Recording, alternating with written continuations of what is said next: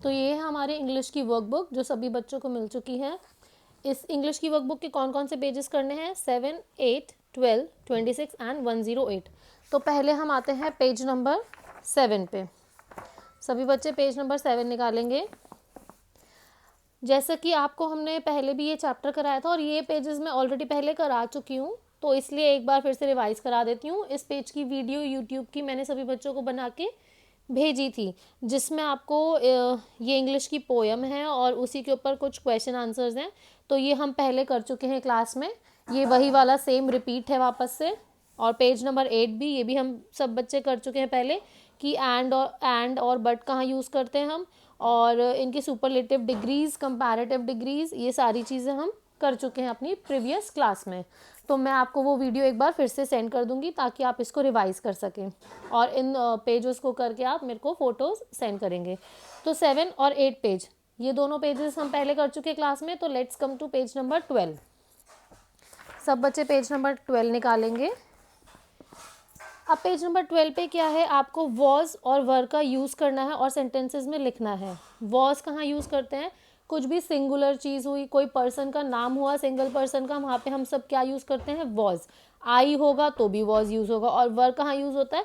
जब एक से ज़्यादा चीज़ें हो जाती है, या फिर वी होगा, यू होगा, दे होगा, तो उसके साथ क्या यूज़ करेंगे हम? वर। और वॉज ही, शी, या इंसान का नाम या आई होगा तो हम वॉज यूज़ करते हैं। जैसे कि देखिए यहाँ मैंने कुछ सेंटेंसेस थे तो वहाँ हमने यूज़ करना स्टार्ट किया। अब यहाँ एक नोट क्या है, जो वॉज है वो simple past form, that is यानी कि इज और एम, इनके साथ यूज़ होता है। और वर किसके साथ? वर मतलब आर के साथ यूज़ होगा। यानी कि आर हम कहाँ पे यूज़ करते हैं? ए आर ई आर, जब एक से ज़्यादा चीज़ें होती है, राइट। और इज हम यूज़ करते हैं सिंगुलर के साथ। सेम वही कॉन्सेप्ट है, वॉज यूज़ होगा सिंगुलर के साथ, वर यूज़ होगा प्लूरल के साथ। First sentence, he dash dancing on the stage. अब ही मतलब एक लड़का, एक से ज़्यादा नहीं है, ही है तो हम पर्टिकुलर एक इंसान को बोल रहे हैं, एक लड़के को बोल रहे हैं, तो ही के साथ क्या यूज़ होता है? वॉज, तो हमने लिख दिया was. Next, they were in Mumbai last week. Were क्यों यूज़ किया? क्योंकि दे है, दे यानी एक से ज़्यादा, वो। Next, I dash very tired and hungry. I है तो आई के साथ, आई यानी सिंगुलर पर्सन, तो आई के साथ क्या यूज़ होगा? Was. Rohit dash in the market yesterday, यानी कि वॉज आएगा। क्यों? क्योंकि एक इंसान है रोहित, एक के बारे में बात हुई है तो वॉज, एक से ज़्यादा के बारे में बात होगी तो were. The children dash studying. अब यहाँ पे देखिए, चिल्ड्रन प्लूरल फॉर्म है, सिंगुलर फॉर्म क्या होती है? चाइल्ड। अगर बोलेंगे चाइल्ड तो सिंगल, और चिल्ड्रन है तो ज़्यादा बच्चे, तो यानी कि हमने इसलिए वर यूज़ किया। अब यहाँ देखेंगे, Meena dash singing beautifully. Meena एक लड़की का नाम है तो was. Sameer was very unhappy yesterday. Sameer एक लड़का है तो वॉज आ गया। द गर्ल्स, अब यहाँ देखो गर्ल नहीं लिखा, गर्ल्स एस आ गया ना, प्लूरल हो गया, तो इसलिए हमने वर लगा दिया। Ravi dash watering the plant. Ravi एक लड़के का नाम है तो वॉज। एक होगा तो वॉज, ज़्यादा हुए तो वर। तो ये हो गया हमारा पेज नंबर 12। नेक्स्ट है, अब पेज नंबर 7, 8 ऑलरेडी कर चुके हैं, 12 अभी हमने कर लिया। Now let's come to page number 26 and 108। तो सभी बच्चे पेज नंबर 26 निकालेंगे। अब देखिए 26 पेज आप खुद करेंगे, इसके लिए मैं आपको इस चैप्टर की वीडियो भेजूंगी। और जैसे कि आपको पता है कि ये वाला चैप्टर हम ऑलरेडी पहले कई बार क्लास में कर चुके हैं। इसका नाम क्या है? द फर ट्री, जिसमें विशेज़ होती हैं और वो अपने, और जो ट्री होता है वो अपने नीडल वाली लीफ से पहले परेशान होता है, फिर एंड में मोरल ऑफ द स्टोरी निकलता है कि वो बाद में खुश हो जाता है कि मुझे, मेरे पास जैसी लीव्स हैं मैं उन्हीं के साथ खुश हूँ। तो यहाँ पे देखिए ट्रू और फॉल लगाना है। ट्रू यानी जो सही स्टेटमेंट है, फॉल्स यानी जो गलत स्टेटमेंट है। एक हमने आपको करके दिखाया है, the fir tree was rewarded only one wish. क्या फर ट्री के पास सिर्फ एक ही विश थी? यस तो ट्रू, गलत है तो false. The sad fir tree had needle like leaves. जो फर ट्री था, क्या वो, उसकी नीडल जैसी लीव्स थी? राइट तो ट्रू, और रॉन्ग तो false. The fir tree wished to have plastic leave. क्या फर ट्री ने विश किया था मुझे प्लास्टिक की लीव्स मिले? अगर हाँ तो ट्रू, नहीं तो false. The fir tree wished to have gold leaves. क्या फर ट्री ने विश किया था मुझे गोल्ड की लीव्स मिले? Shetty was a farmer. क्या शेट्टी फार्मर था? It rain heavily. बहुत ज़्यादा बारिश हुई। The magician took shelter under the banyan tree. जो मैजिशियन यानी जादूगर था, उसने बनियन ट्री के नीचे शेड यानी कि शेल्टर लिया, यानी कि अब वहाँ पे वो थोड़ी देर बैठ गया। A camel ate all the green leaves of the fir tree, जो कैमल था उसने फर ट्री की सारी ग्रीन लीव्स खा ली। No birds ever made their nest on the fir tree, कोई भी बर्ड फर ट्री के ऊपर कभी भी नेस्ट नहीं बनाता था।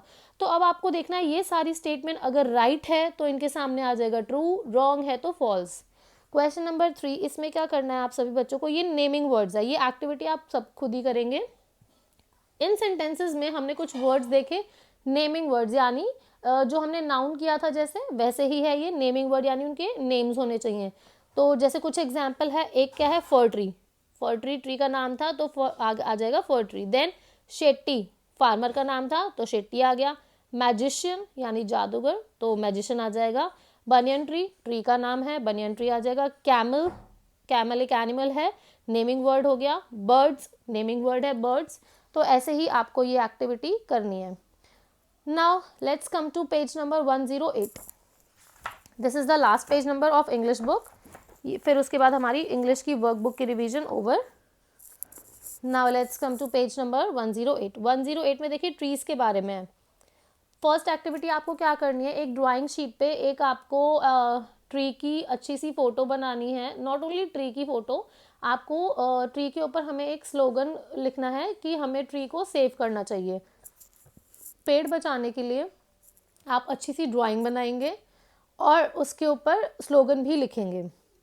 और ध्यान दीजिए कि इन चीज़ों के नंबर लगेंगे, तो आप सभी बच्चों मुझे इन सब की फ़ोटो ज़रूर भेजें।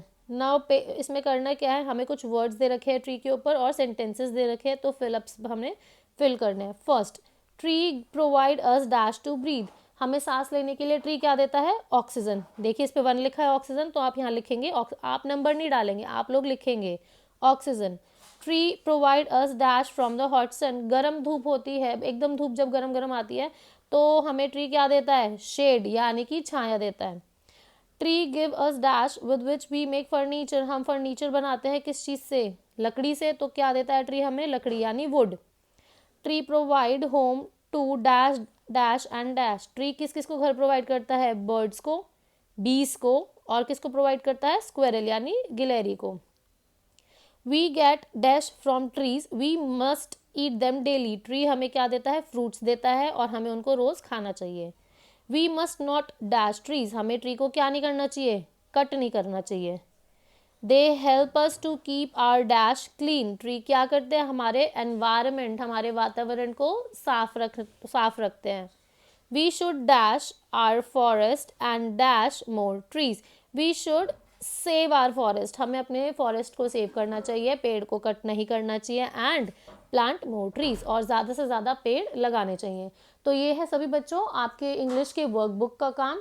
तो सभी बच्चे इसको करके मुझे फ़ोटोज़ इन पेजेस की ज़रूर भेजेंगे, तभी आपके नंबर्स जुड़ेंगे।